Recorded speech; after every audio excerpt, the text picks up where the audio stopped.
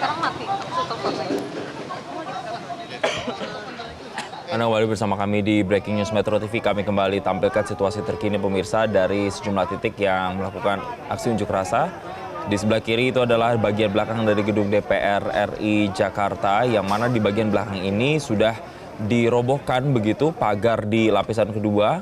Dan saat ini masyarakat atau yang didominasi mahasiswa saat ini tengah berunjuk rasa di lapisan pertama begitu di bagian belakang dari gedung DPR RI Jakarta.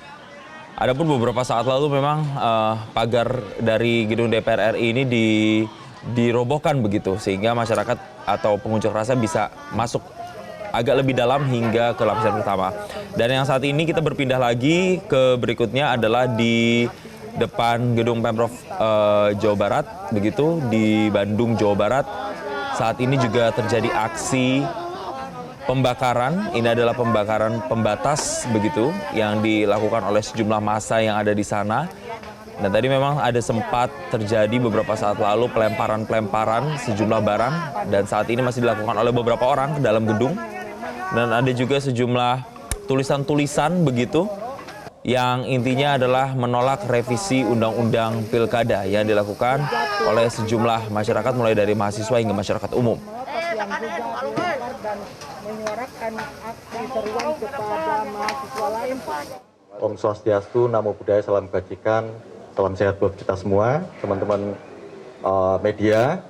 Terima kasih untuk kehadirannya meliput rapat pleno terbuka penetapan hasil pemilu secara nasional pasca tindak lanjut dari putusan MK atau yang disebut sebagai PHPU Jilid 2. Syukur alhamdulillah, tentu kami ucapkan pada akhirnya semua rangkaian proses pelaksanaan pemilu 2024 dalam hal Pilpres, kemudian pemilu legislatif baik untuk DPR, DPD, DPRD Provinsi dan DPRD Kabupaten Kota telah selesai dengan segala dinamikanya. Tentu kami ingin mengucapkan terima kasih seluas-luasnya kepada masyarakat di Indonesia yang telah berpartisipasi dalam pelaksanaan pemilu, juga kepada lembaga penyelenggara pemilu yang lain selain KPU, ada Bawaslu, ada DKPP, terutama juga teman-teman media yang sejak awal tahapan pemilu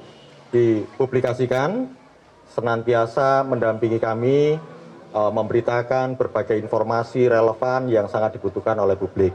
Nanti Pak Afif akan, selain Pak Afif juga ada Pak Idam Holik dan juga Pak Yulianto Sudrajat nanti akan memberikan beberapa update terkait dengan situasi baik rapat pleno terbuka yang telah disampaikan sore ini, termasuk mungkin nanti menjawab beberapa pertanyaan yang sampai saat ini masih ada muncul di media. Silakan Pak Afif.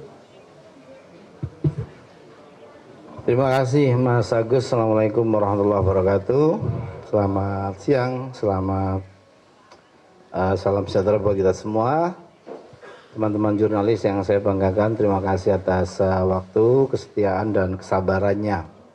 Saya tahu banyak pertanyaan disampaikan di grup-grup WA jurnalis yang kita juga bergabung.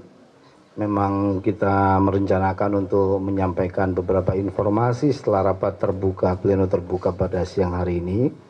Yang pertama, sebagaimana disampaikan Mas Agus baru saja, tentu kami semua mengucapkan alhamdulillah, bersyukur atas proses rapat pleno terbuka hasil pemilu pasca putusan PHPU Jilid 2 biasanya kami sebutnya di Mahkamah Konstitusi yang selesai pada tanggal 19 kemarin, dan kita sudah tuangkan dalam berita acara maupun surat keputusan.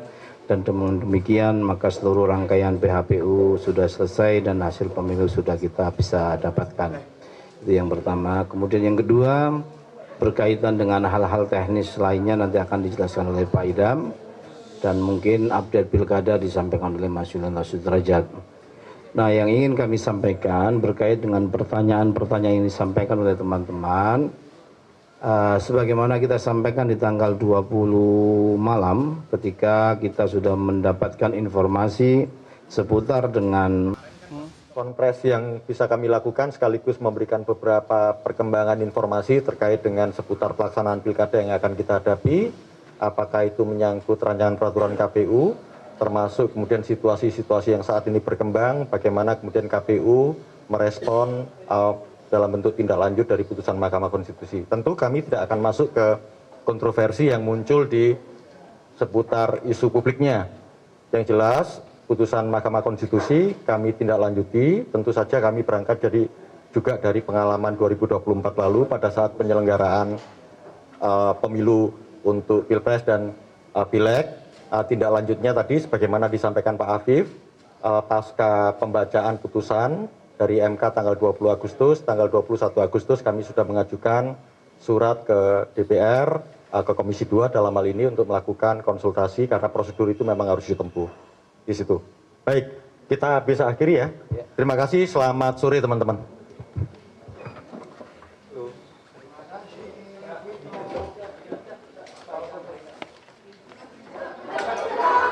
Jelajahi cara baru mendapatkan informasi. Download Metro TV Extend sekarang.